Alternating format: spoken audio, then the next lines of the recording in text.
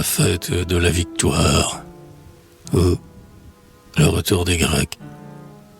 Il est tombé, l'empire de Troie. Dieu Priam, le palais est en cendres. Ivre de gloire et chargé de butin, le cœur des Grecs se fait entendre.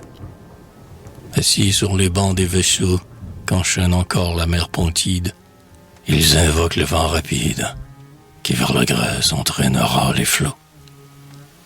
Célébrez votre noble ivresse, chantez l'hymne, braves guerriers. Vos vaisseaux regardent la Grèce, vous retournez dans vos foyers.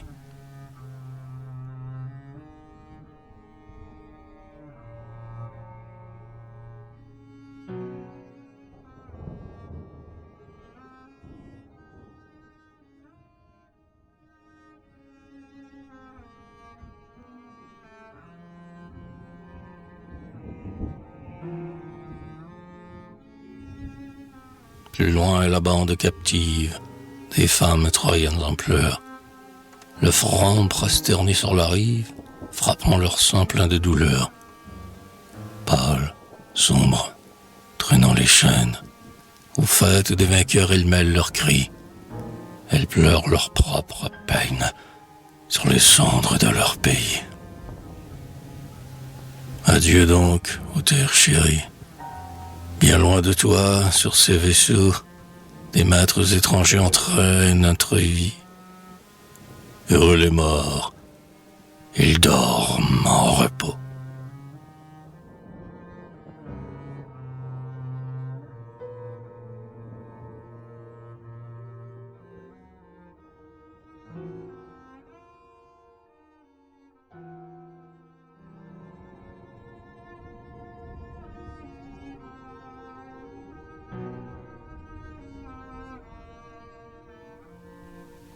Le feu divin du sacrifice est préparé par les mains de Calcha.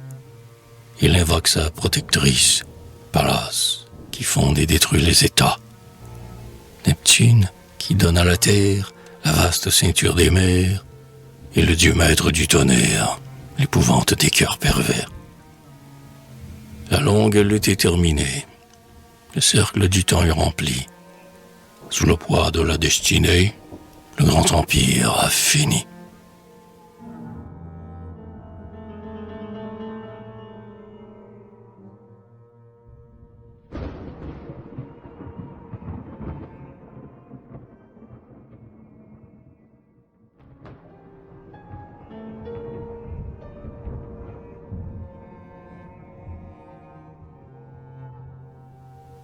Mais sur le front du fils d'Atrée, quel nuage s'est répandu? Il compte les rangs de l'armée, que des guerriers ont disparu. De cette héroïque jeunesse, qui vers le Simoïs suivit Agamemnon, ah, combien peur, passant le Hellespont, aborderont rives de la Grèce. Vous, pour qui renaissent les fleurs, c'est à vous de chanter les plaisirs de la vie. Mais parmi vos frères vainqueurs, combien ne verront plus leur riante patrie?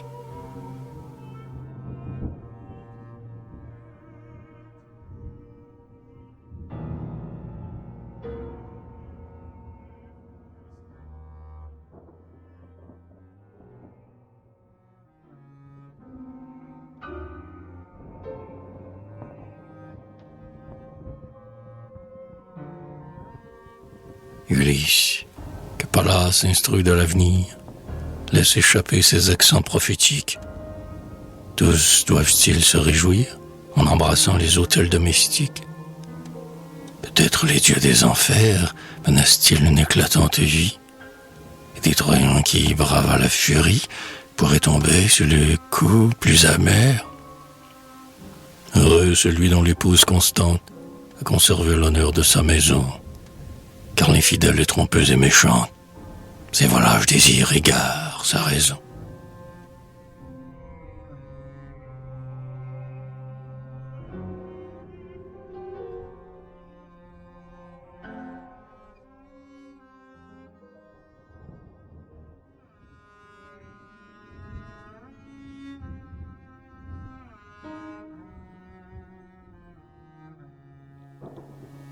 Ménélas contemple avec joie les charmes qu'il a reconquis.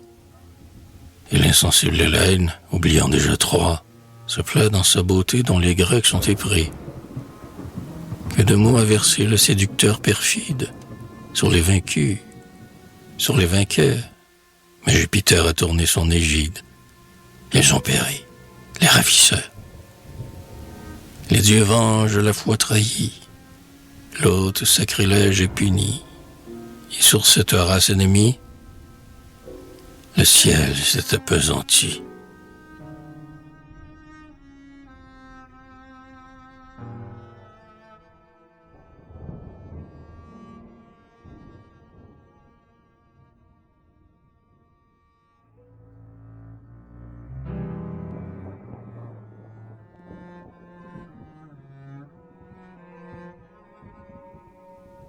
D'une voix lugubre et troublée, tout à coup le fils d'Oïlée s'écrie, en blasphémant les dieux. Vends-tu le maître du tonnerre, ou qu'il lui plaît de rendre heureux? C'est au hasard qu'il a livré la terre. La mort vous a ravi, vos plus nobles guerriers.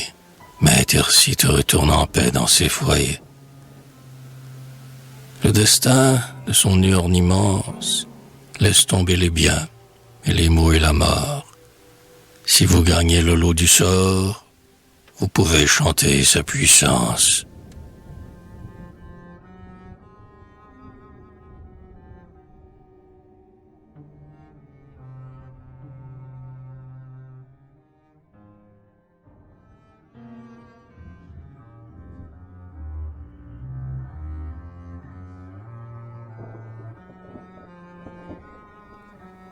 Ouais, la terrible guerre a frappé les meilleurs.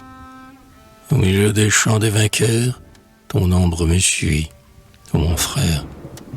C'est toi, dont la valeur guerrière, comme une tour, appuie à nos combats. Quand nos vaisseaux brûlaient, seul tu sauvas la Grèce. Mais leur usé, par son adresse, a ravi le beau prix que méritait ton bras.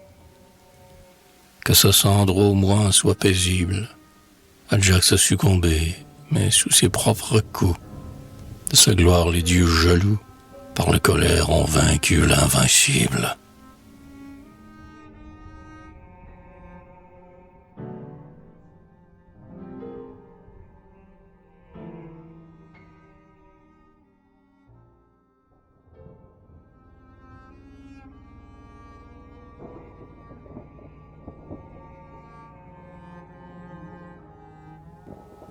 Néoptolème a fait couler le vent sur le tombeau qu'il élève à son père. Achille, ô mon guerrier, qu'il est beau ton destin. La gloire est le premier des destins de la terre. Sur le bûcher, notre corps doit périr, mais notre cendre est ranimée, quand la voix de la renommée nous évoque dans l'avenir. Héros, de ta noble carrière, la gloire s'étendra jusqu'à nos derniers jours. La vie est passagère, les morts durent toujours.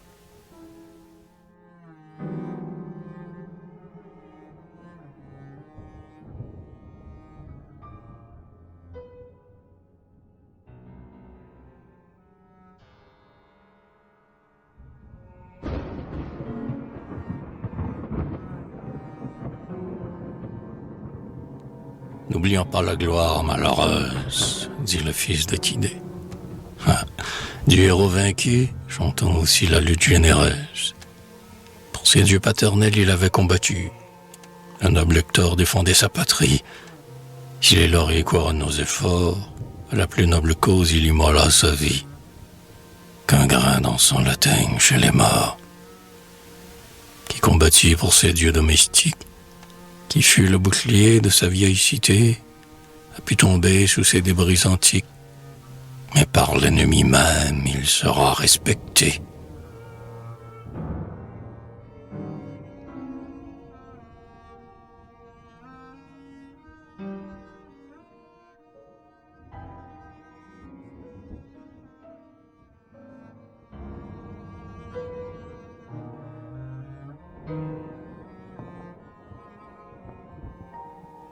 3 âges d'hommes ont passé sur ta tête.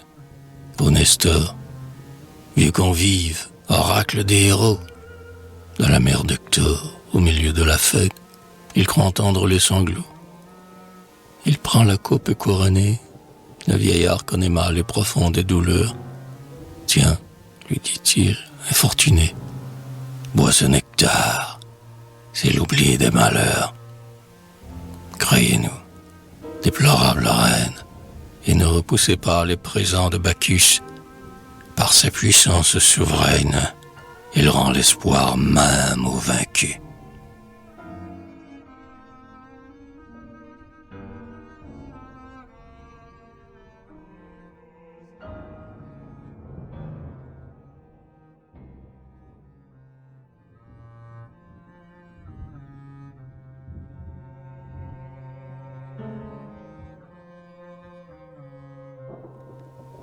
Alors que le ciel implacable lançait sur Niobé ses arrêts destructeurs, elle n'a point, dans ses douleurs, refusé ce jus secourable. Il retrouvera des beaux jours celui qui fait couler le nectar dans ses veines, car le souvenir de ses peines dans le l'été se perdra pour toujours. Il retrouvera des beaux jours celui qui fait couler le nectar dans ses veines, car le souvenir de ses peines dans le l'été se perdra pour toujours.